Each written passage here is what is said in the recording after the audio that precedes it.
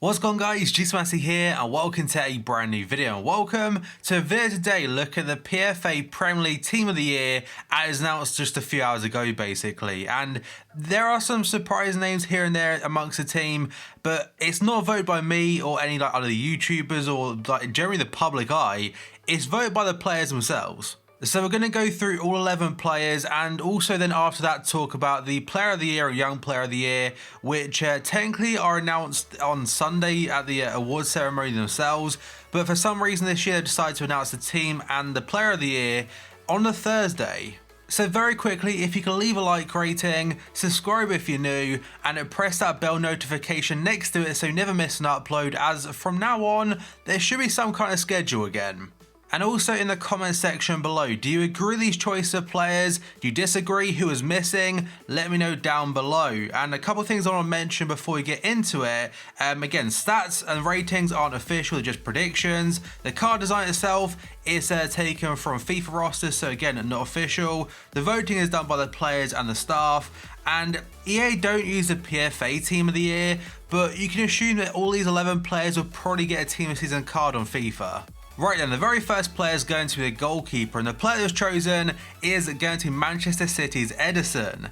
And a lot of people may have thought Alisson might have been in there because he has the most clean sheets and least goals conceded, but the players themselves have voted for Ederson. 35 games played, 18 clean sheets, a 6.68 average match rating, and 1 assist, which for a goalkeeper is very, very impressive.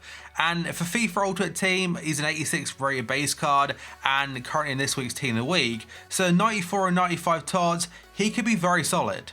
The first defender is going to be Liverpool's Trent Alexander-Arnold, and I'm going to say from the very start now, according to I think the Scorecard or Opta, they say there's just 3 teams represented in this whole Team of the Year, is the fewest in the history of the awards since it began in 1973 to 1974. But Trent so far this season for Liverpool has played 26 matches, so has been out for 9 matches total via injury or through injury. He has got 1 goal to his name, which is a free kick against Watford, 8 assists, which is very impressive, 14 clean sheets, and a 7.27 average match rating. Now for his stats and overall, I was actually quite confused what to base it from because he does have an inform card, but he also has a future stars which is like 89 rated, so I've gone from that. EA might do something a little bit different, we'll have to wait and see, but if it is based on his future stars, he could have some incredible stats. Next to him though is going to be Liverpool's Virgil Van Dijk. He's got 35 games played this season, 3 goals, 2 assists and 19 clean sheets. A 7.43 average match rating, hasn't missed a single game this season, and part of the best defensive collective unit you could say, with the most clean sheets and fewest goals conceded. When Liverpool paid £75 million for him during the winter transfer window of 2018, a lot of people obviously raised a lot of eyebrows due to the fee itself, and since then, to be fair to him, he has been phenomenal. According to a lot of people, he is considered the best centre-back in the Premier League and also pushing, if not the best centre-back in world football right now, based on form alone. Obviously, like Ramos, Varane, they have been more consistent for a few more years, but Van Dijk, he's definitely on the right track. Now, for his rating, he does have a Team of the Year which is 95 rated, and that could cap his Team of the Season, but I think now with a 93 rated card in the market, I think his Team of the Season has got to be higher than 95. And the reason I've made him a 98 as well is because he's won the Player of the Year award. We'll talk about more detail in just a moment. And his partner in defence is going to Laporte of Man City. 32 games, 2 goals, 2 assists, 16 clean sheets, and a 6.99 average match rating. His card on base, like 84 rated, 65 pace, he's not fantastic this year, but a Team of Season version with massive boost, 78 pace, 88 passing, 95 defending, 91 physical, he becomes very usable. And I can't remember the exact fee City paid for him, but I think it was around £50 million, so just like Van Dijk, obviously a fair bit cheaper, both very much proving good value for money. The final defender is going to be Andy Robertson, and he's the first Scottish player to feature in the Team of the Year since Darren Fletcher back in 2009-2010. He's played 33 games this season with 0 goals to his name, but 9 assists, which is the highest for a defender, 19 clean sheets and a 7.08 average match rating.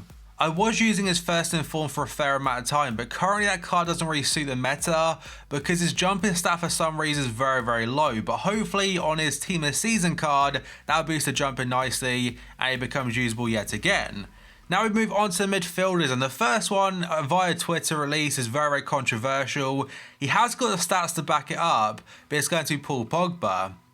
So far this season, he's played 32 matches for United, 13 goals, 9 assists, and a 7.35 average match rating.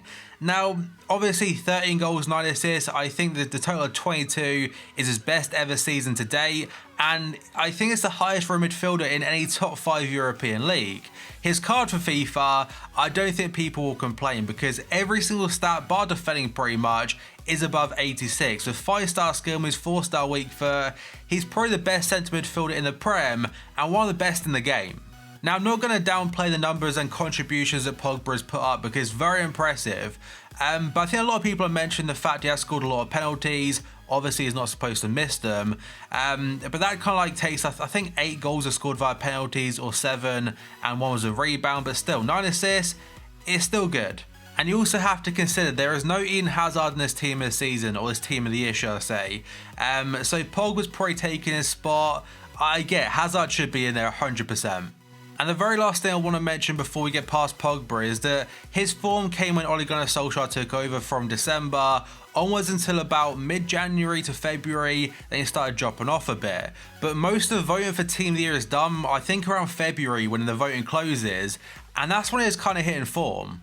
The next midfielder is going to be Fernandinho. 29 games so far this season, 1 goal, 3 assists, and a 7.31 average match rating. But for Fernandinho alone, his stats don't really speak words when you look at goals and assists, because as a centre defensive midfielder, he's one of the best right now. He makes so many important challenges for City, and he does all like the dirty work for them, you could say, because he wins the ball back and he passes it on straight away, which gets them on the attack where they can start their free-flowing football. And the final midfielder is one of my favourite players to watch right now, Man City's Bernardo Silva. His position on FIFA is a right wing, but so far this season mainly has been a centre midfielder or a central attacking midfielder, and the odd game played as a winger. But 95 rate I've gone with, 33 games at 7 goals, 7 assists, 7.24 average match rating, and he was in the 6-man category for Player of the Year. The one thing I'm really hoping for his team of the season card is a massive defending upgrade, because he's even played at some points as a CDM, which for a player that on FIFA has got 46 defending, it needs to be much better than that. And that TOTS has also got to have 99 stamina, if not, something is definitely wrong there. Now we move on to the attackers, and first up we've got Raheem Sterling, 31 games, 17 goals, 10 assists, and a 7.69 average match rating.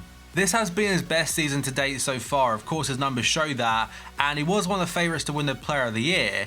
Now, the Young Player of the Year hasn't been announced at the time of recording this video, but I'm assuming he's definitely won that. He has qualified for it and was a nominee, so I'm assuming that SBC will come out on Sunday. We'll have to wait and see. But he's not only been fantastic on the pitch, off the pitch, he's setting a superb example. The final Man City player of the Team of the Year is going to be Sergio Aguero, the current top joint goal scorer in the Premier League this season. 30 games, 19 goals, 8 assists, and a 7.52 average match rating. He's one of the best strikers the Prem has ever seen, and so far this season with 30 games, just missing 5 of those, it's proven that if he gets essentially a full season under his belt, or nearly a full season, his goals tally, his assist tally, is great to see.